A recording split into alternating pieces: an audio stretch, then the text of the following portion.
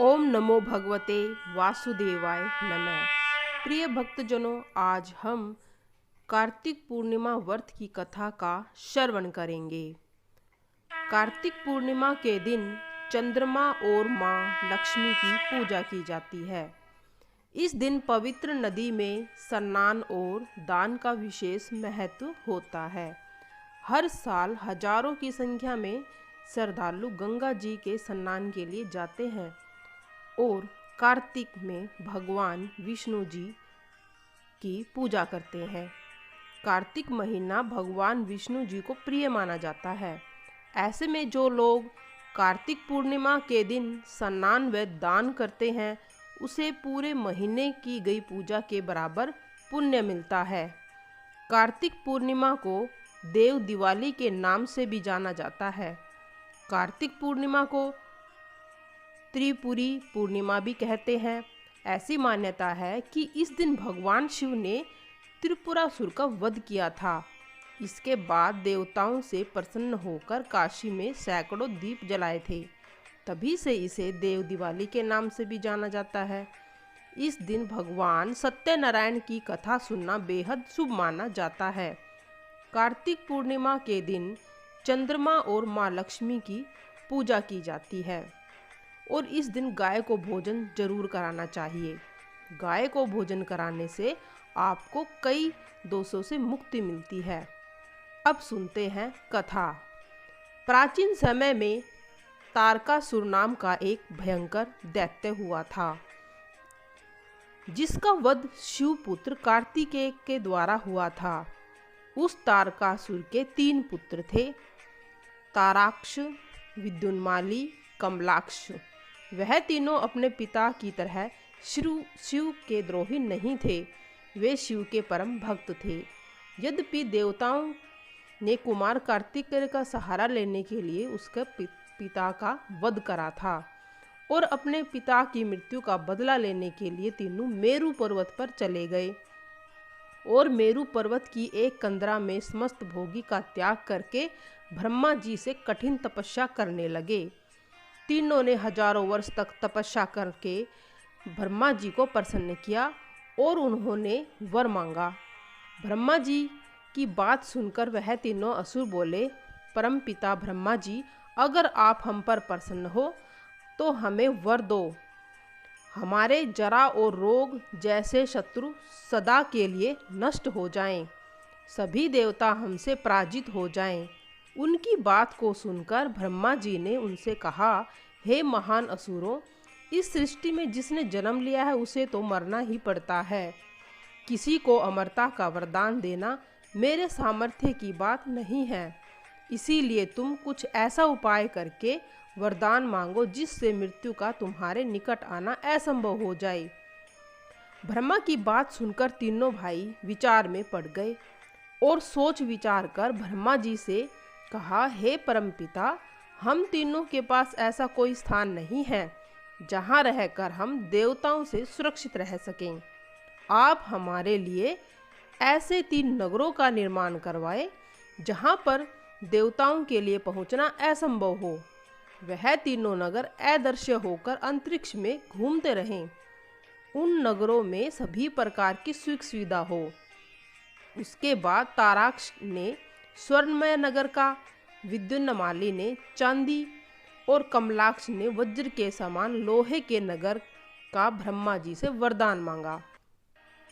वह तीनों शिवजी के परम भक्त थे, इसीलिए उन्होंने सोचा कि शिवजी हमारा वध कभी नहीं करेंगे। यह सोचकर उन्होंने अपनी मृत्यु का विकल्प इस प्रकार से पसंद किया। उन तारका पुत्रों ने ब्रह्मा जी से कहा, जब चंद्रमा पुण्य नक्षत्र में स्थित हो और जब पुष्कर आवर्त में काल मेघों की वर्षा हो रही हो, तब तीनों नगर परस्पर एक दिशा में मिले, अन्यथा ना मिले। ऐसा दुर्लभ संयोग हजारों वर्षों में एक बार होता है। तब भगवान शिव एक दुर्लभ रथ पर चढ़कर ही एक बाण से इन तीनों नगरों का नाश करे तो हमारा वध हो। ब्रह्मा जी ने उस समय उन दैत्यों को ऐसा ही कहा कि ऐसा ही होगा। इसके बाद उन्होंने दानव जो असुरों की शिल्पी है उनका आह्वान किया और उन्हें तारकासुर के पुत्रों के 3 प्रकार के भवन का निर्माण करने का आदेश दे दिया। अब वह तीनों भवन वरदान के अनुसार सुवर्ण, चांदी, लोहे के बन गए। उन नगरों में कैलाश शिखर के समान बड़े बड़े भवन थे। उन नगरों में सभी वृक्ष कल्पवृक्ष के समान कामना को पूर्ण करने वाले थे। उन नगर में उन तीनों भाइयों ने बहुत लंबे समय तक सुखपूर्वक निवास किया। उन असुरों के बहुत लंबे समय तक शिव की भक्ति करते हुए निवास करते रहे।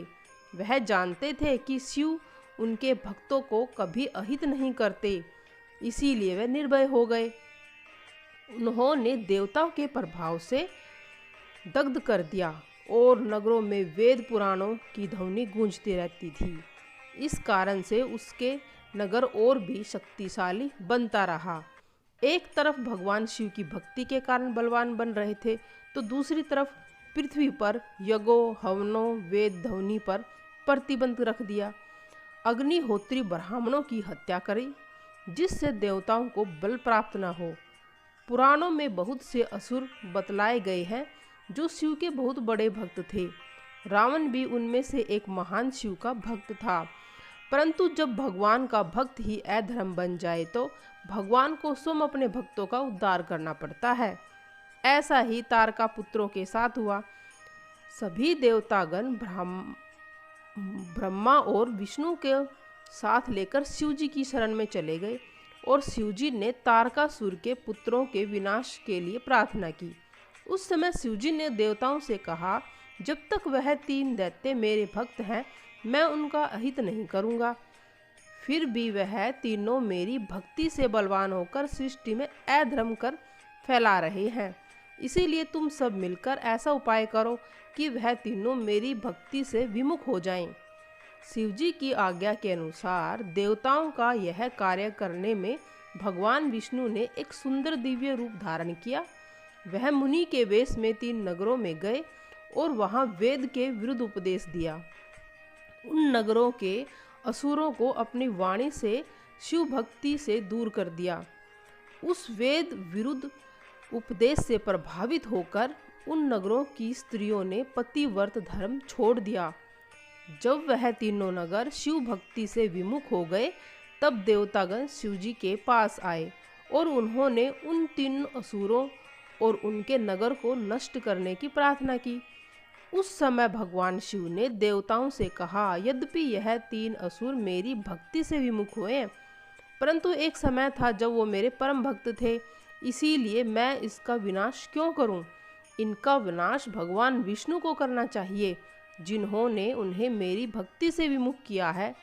उस समय सभी देवता उदास हो गए। यह देखकर ब्रह्मा जी ने शिव जी से कहा, प्रभु आप हम सब के राजा हैं, भगवान विष्णु आपके युवराज हैं और मैं आपका पुरोहित हूँ। यह सब देवता आपकी प्रजा है जो आपकी शरण में आई है। मेरे वरदान के अनुसार उन 3 असुरों आपके अलावा सभी के लिए अवध्य है, इसीलिए हमारी रक्षा कीजिए और असुरों का वध कीजिए। ब्रह्मा जी की बात सुनकर शिव जी मुस्कुराते हुए कहा, आप मुझे राजा कह रहे हैं, परंतु मेरे पास कोई ऐसा रथ नहीं है जो राजा के पास होता है, और ना ही मेरे पास कोई ऐसा शस्त्र है जिससे मैं उनका विनाश कर सकूं। उस समय ब्रह्मा जी की आज्ञा से शिव जी के लिए एक दिव्य रथ का निर्माण करवाया गया। वह रथ सोने का बना था। उसके दाहिने चक्र में सूर्य और बाएं चक्र में चंद्रमा विद्यमान थे। अंतरिक्ष उस रथ का ऊपर का भाग था और मंदराचल उस रथ का बैठने का स्थान था। ब्रह्मा जी उस रथ के सारथी बने। हिमालय से धनुष बनाया गया और वासुकी को प्रत्यंचा बनाया गया। भगवान विष्णु उस धनुष के बाण और अग्निदेव उस बाण की नोक बने। वेद उस रथ के अश्व बने। संसार में जो भी कुछ तत्व थे वह भी उस रथ में मौजूद थे। उस समय ब्रह्मा जी ने भगवान शिव जी से रथ पर सवार होने के लिए प्रार्थना की। शिव जी के सवार होते ही रथ शिव जी के भार से नीचे झुक गया। वेद रूपी अश्व शिव जी का बाहर सहन न कर पाए और जमीन पर बैठ गए। सबको लगा कि भूकंप आ गया। उस समय नंदी जी वहां उपस्थित हुए और उस रथ के नीचे जाकर शिवजी के भार को स्वयं उठा लिया। वह भी बड़ी मुश्किल से शिवजी की कृपा से शिवजी का बाहर सहन कर सके। उस समय भगवान शिव की आज्ञा से सभी देवतागण पशु भाव में स्थित हो गए और भगवान शिव उनके अधिपति हुए, इसीलिए उन्हें पशुपति भी कहा जाता है। इसके बाद ब्रह्मा ने उस रथ को हाँकना शुरू किया, परंतु वह रथ आगे नहीं बढ़ा। तब शिवजी की आज्ञा से सभी देवताओं ने विघ्न को दूर करने वाले गणनायक गणपति से प्रार्थना की और वह रथ आगे बढ़ने लगा। उसके बाद जब भगवान शिवजी ने अपना रौद्र रूप धारण किया, उस समय संयोगवश तीनों वर एक ही रेखा में बने हुए थे। शिवजी ने वह हिमालय स्वरूप धनुष पर भगवान विष्णु स्वरूप बाण का संधान किया।